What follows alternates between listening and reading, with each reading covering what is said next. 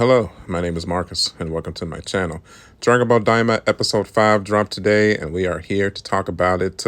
Subtitle, Pansy, and that is a very true statement. We get a full description and characteristic episode of Pansy in this episode. It was very cool to finally get to meet her. She was the undercover Robin Hood that was trying to save the demon villagers from the cohorts of the evil king trying to take all their money and their lively stock in episode 4. So, getting to meet Pansy, we quickly learn that she is a desperado trying to just improve the general everyday life of her fellow demon brethren, but in the process had to be saved by Goku and his friends. So while meeting Goku, she immediately notices the worth of their also mission, or less what she thinks the mission is, of trying to improve the situation of the demon realm. And she is trying to join their group, but Gloria quickly gives her the cold shoulder, and he's like, nah, because you can't join us. But she tries to prove her worth by telling them that she is very smart and has a way with machines. Sounds like another very popular female character in the Dragon Ball verse. I guess if you're going on an adventure, you have to have somebody that's good with machines. You got to have somebody that fills that Bulma role. She is such an iconic character. I guess, it makes sense if you're not going to have Bulma travel to the demon realm. You got to have somebody to replace that missing link of that missing character. And it seems Pansy is going to be the one to fit that bill. On this one, we get some pretty interesting lore updates. Apparently, demons have a lifespan of 1,000 years, and Pansy is 83 years old. And Goku makes mention with his shock that, holy crap, you're older than me. And so at the time of the end of Dragon Ball Z, Goku is definitely around his mid 40s, between his time at Dragon Ball, the Saiyan Saga, Namek Saga, and the time spent in the hyperbolic time chamber. Within Saiyan years, he's definitely in his mid 40s. But as we know, Saiyan bodies maintain their youthfulness so that they can fight longer. I guess in hindsight, it kind of takes away the oomph of episode 4 when they were draining some of the lifespan of the demons. They couldn't keep up with the tax payments for King Goma.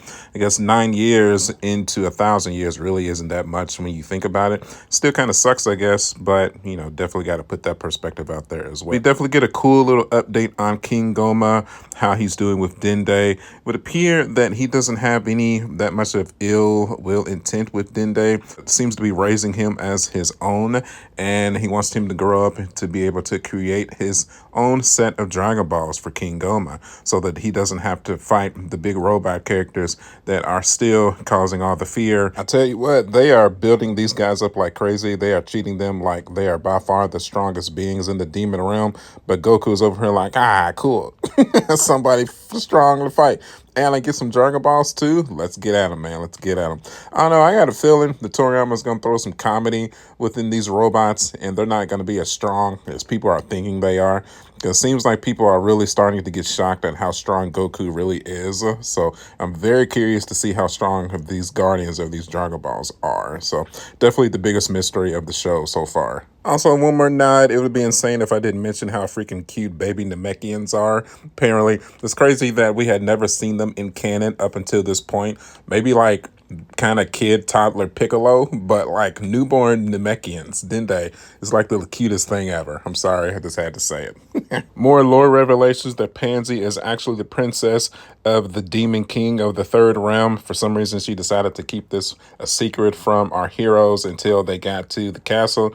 So that was like a full, half an hour that she kept this a secret. I don't know why. That's a weird story element that they decided to bring in there. I don't know why she didn't just tell them that from the beginning, but here we are. Also, from a Dragon Ball perspective, it would be hard-pressed to not cause the similarities between Pansy and her dad to Chi-Chi and the Ox King. I feel like Goku meeting Pansy and the Demon King is a direct correlation and nod to the original Dragon Ball when Goku met Chi-Chi and Ox King, and Ox King pretty much offered Chi-Chi up to Goku for marriage, and he was like, all right, cool, let's go get something to eat.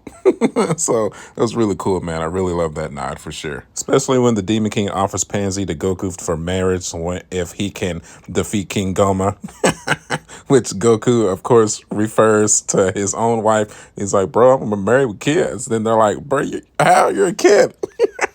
Supreme Kai has to go through the whole thing where like, we got wish to be kids about the Dragon Balls, bro. Don't worry. I know it's weird, but yeah, these are not our true bodies. They're like, oh, oh. Well, come on, let's prove that Goku is actually strong and let's have a good old fashioned fight. Gotta love typical Dragon Ball, man. I'm just having fun with this show. This is just a good, lighthearted, nothing too serious yet, just pure fun. It's all it is, man. Have Goku come out, meet a bunch of these guys. King Demon's like, all right, if you get a raise, if you can beat this little kid, but don't underestimate him though, because he's super strong. So you better come at him with everything you've got. All right. That, of course, led to a good old-fashioned Dragon Ball ass kicking by Goku. I'm definitely ready for somebody to actually challenge Goku in a fight. I think we might actually get that in episode 6. It looks like him and Gloria are going to finally have a sparring session. It looks like Gloria's finally tired of Goku calling him by the wrong name, so they're just going to have at it. Can't wait to see it. But these little minuscule dudes here, I still love the choreography though. Him just doing his sweeps and his little kicks and his little punches. It's just awesome to see Goku in action in 4K, beautiful 4K at that. It's just such a pleasure to witness and see. Gotta love the choreography of Daima for sure. Definitely this compared to the first 5 episodes of Super.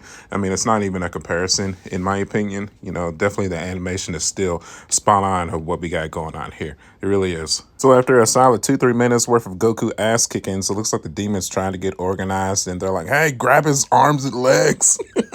Do something. Grab him. Do something. So they actually are successful in getting a hold of Goku. And it kind of looks like they actually have Goku pinned down. But of course, Goku starts to get that good smile in his face. And he's like, oh, y'all trying to get, 1% serious, huh? Well, let me show you a little bit of what I got going on here. And then at that point, Goku proceeds to give us our first glimpse of a Super Saiyan for Dragon Ball Daima. And it was glorious. It really is. That classic Super Saiyan glow, the most iconic form in all of Dragon Ball. It was almost like an old friend returning. It was almost like, is anybody a fan of aged wine here? It's almost like when you take that first sip of whiskey or that first sip of that tequila, or that first sip of that aged wine, you're just... there it is. That's what I've been missing. That's now you get that tingly feeling all in your body, or you get that tingly feeling in your back, if you know what I'm saying. It just brought me back home. It brought me back to my childhood. It brought me back to like, this is why I'm here. This is why I'm watching this show. This is why I am talking about this show on YouTube. This is why I have been a Dragon Ball fan for the past 25 years. Yeah, buddy. However, it was just a small glimpse of Super Saiyan. It definitely wasn't an all-out battle. I think more so than anything else, it was just a stone cold, badass alpha move by Goku to be like, hey, listen, I'm better than y'all. I'm the king. I'm the captain. I'm the captain. And just one little ounce of energy just blew them all away like it was absolutely nothing. Like there was just a breath that just needed to be moved out of the way. And just a simple breath of Super Saiyan energy was more than enough to blow all of the lower class demons away like they were nothing. Kind of reminded me of when Frieza blew away those 3 Namekians with just simply his breath and took their lives away without even trying. Yeah, buddy, he did. By far the best part of the episode. It was almost like all that story elements is once again enough to wet your whistle, enough to be like, all right, man, let's get to some action here. Then they give you that 5-10 minutes of action to cap out the episode, and you're like, God, okay, now I'm good. Now I'm satisfied, and now I'm hungry for episode 6. What else you got for me? I'm definitely excited for the end of the arc where we get, just straight fighting every single moment of the episode. But I definitely enjoyed these slice of life episodes for sure, where we have to go through the adventure, we have to meet all the characters, we have to build these relationships, we have to come to care about these characters. So when an obstacle gets in their way, when something happens, if a tragedy happens, we care about these characters. So when shit hits the fan, it's not just like, okay, well, maybe Goku might get a new form. It's like, no, we need to feel it. We need to feel that hurt. We need to feel Goku's hurt, or whoever the protagonist is hurt, so that we can get those story elements to progress and to make the transformations of Dragon Ball feel that much more powerful. Early predictions. I don't think Glorio is making it to the end of this adventure. Mark my words, I feel something is going to happen to him that pushes our heroes to the brink, that causes them to be able to overcome the impossible odds of defeating our co-adversaries from the main saga of this adventure. Remember, you saw it here first. Marjack 79, baby. Okay, and that is going to do it for episode 5. I love Dragon Ball. I am loving this show. I'm really, really enjoying it. I know a lot of people are not liking it. I think that's just new fans that are expecting Dragon Ball to just be nothing but fighting. But as a core Dragon Ball myself, I grew to love these characters when I was a 9, 10-year-old boy. So they don't have to fight every episode for them to garner my passion and my admiration for the love of story. I'm a story guy first, fighting guy second. Period. If you feel that way, you know what to do. Hit that like button, baby.